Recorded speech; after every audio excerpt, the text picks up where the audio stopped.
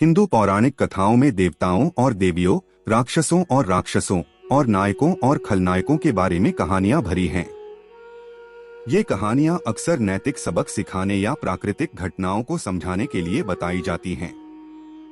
यहाँ ऐसी ही एक कहानी है। एक बार की बात है, देवताओं और राक्षसों के बीच युद्ध चल रहा था। यह युद्ध बहुत लंबे समय से चल रहा था और कोई भी जीत नहीं पा रहा था। एक दिन देवताओं ने भगवान विष्णु से मदद मांगी। भगवान विष्णु ने देवताओं से कहा कि वह उनकी मदद करेंगे, लेकिन उन्हें एक शर्त पर देवताओं को राक्षसों के साथ मिलकर काम करना होगा। देवता भगवान विष्णु की शर्त से सहमत हो गए और राक्षसों के साथ मिलकर काम करना शुरू कर दिया। साथ काम करके देवता और राक्षस अंततः युद्ध जीतने में सफल हुए।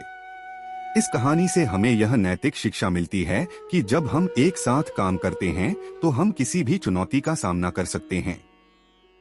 यहाँ एक और कहानी है। एक बार की बात है, गंगा नदी स्वर्ग से पृथ्वी पर उतरना चाहती थी, लेकिन गंगा नदी इतनी शक्तिशाली थी कि उसे पृथ्वी पर लाना बहुत मुश्किल था। भगवान शिव ने गंगा नदी को अपने सिर पर उलझा लिया और उसे पृथ्वी पर ले आए। गंगा नदी के पृथ्वी पर आने से पृथ्वी को बहुत लाभ हुआ। गंगा नदी से पृथ्वी को पानी मिला और पृथ्वी पर जीवन पनपने लगा। इस कहानी से हमें यह नैतिक शिक्षा मिलती है कि हमें हमेशा दूसरों की मदद करनी चाहिए, भले ही वह मदद करना कितना भी मुश्किल क्यों न हो। हिंदू पौराणिक कथाओं में ऐसी कई कहानियां हैं जो हमें नैतिक सबक सिखाती हैं और प्राकृतिक घटनाओं को समझाती हैं। हमें इन कहानियों को ध्यान से सुनना चाहिए और उनसे सीख लेनी चाहिए। भगवान शिव ने गंगा नदी को अपने सिर पर उलझा लिया और उसे पृथ्वी पर ले आए, लेकिन गंगा नदी इतनी शक्तिशाली थी कि वह भगवान शिव के सिर के जटों से भी निकलने लगी। भगवान शिव ने गंगा नदी को रोकने के लिए अपनी जटाएं खोलीं। गंगा नदी भगवान शिव की जटाओं में गिरकर 7 धाराओं में विभक्त हो गई। ये 7 धाराएं गंगा नदी, यमुना नदी, सरस्वती नदी, नर्मदा नदी, गोदावरी नदी, कृष्णा नदी और कावेरी नदी हैं। गंगा नदी पृथ्वी पर आने के बाद पृथ्वी पर जीवन को नया रूप दिया। गंगा नदी के जल से पृथ्वी पर हरियाली फैल गई और लोग सुखी और समृद्ध हुए। गंगा नदी आज भी हिंदुओं के लिए एक पवित्र नदी है। हिंदू लोग मानते हैं कि गंगा नदी में स्नान करने से उनके पाप धुल जाते हैं और उन्हें मोक्ष की प्राप्ति होती है। गंगा नदी को भारत की जीवन रेखा भी कहा जाता है। गंगा नदी से करोड़ों लोगों को पीने का पानी, सिंचाई के लिए पानी और बिजली मिलती है। गंगा नदी हमें यह सिखाती है कि हमें प्रकृति का सम्मान करना चाहिए और प्रकृति के संसाधनों का बुद्धिमानी से उपयोग करना चाहिए। गंगा नदी पृथ्वी पर आने के बाद वह एक महान नदी बन गई। वह अपने जल से पृथ्वी पर जीवन को नया रूप देती है। गंगा नदी के किनारे कई सारे शहर और गांव बसे हैं।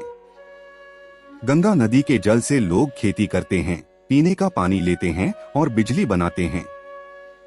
गंगा नदी भी हिंदुओं के लिए एक पवित्र नदी है।